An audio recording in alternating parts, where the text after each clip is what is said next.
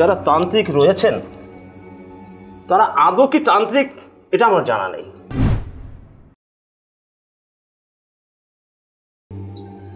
বাবা সর্বানন্দ, মার নাম হচ্ছে রাজকুমারী। ছোটোবেলার থেকে বাবার সঙ্গে তারাপীঠ যেতেন হাত ধরে ধরে।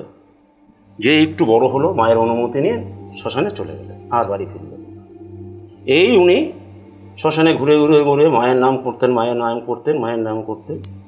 ওনার আগে যে সাধু ছিলেন তার থেকে উনি দীক্ষা নেন।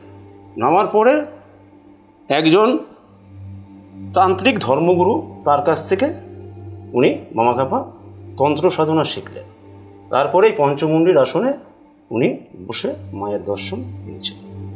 আচ্ছা, মানে আমাকে অনেকে জানতে চায় আমার কাছে, সেটা হচ্ছে তন্ত্র মতে পুজো করলে কি সত্যি মায়ের দেখা খুব তাড়াতাড়ি পাওয়া সম্ভব? না, ব্যাপার হচ্ছে পুজো তন্ত্র মতে হয় আর এমনি মতেও সাত্ত্বিক মতেও হয়।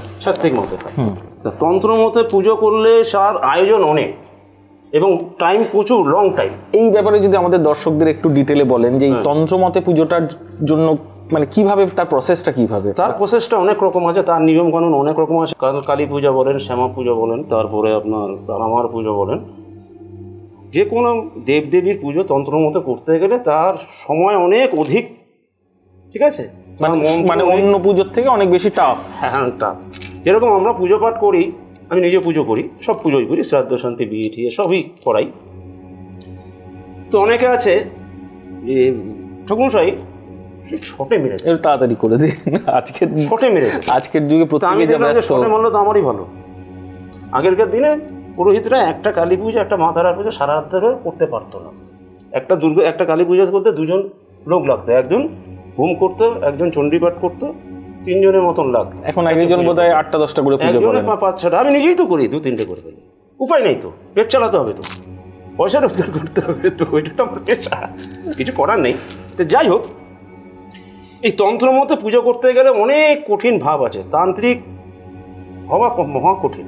ওই আগে বলেছি, তান্ত্রিক হলে সংসার ধর্ম সব ডাইনে বাইরে কিচ্ছু মনে পড়বে না, এক মতে ওই সাধনা করতে হবে তন্ত্র সাধনা। তাই আজকালকার দিনে যারা তান্ত্রিক রয়েছেন তারা আদৌ কি তান্ত্রিক এটা আমার জানা নেই। বড় প্রশ্ন, এটা আমার জানা নেই, কেন এরা তন্ত্র মতে পুজো করতে পারে না অথবা তান্ত্রিক নয়। মানে তার সবচেয়ে বড় কারণ বলতে চাইছেন ধৈর্য।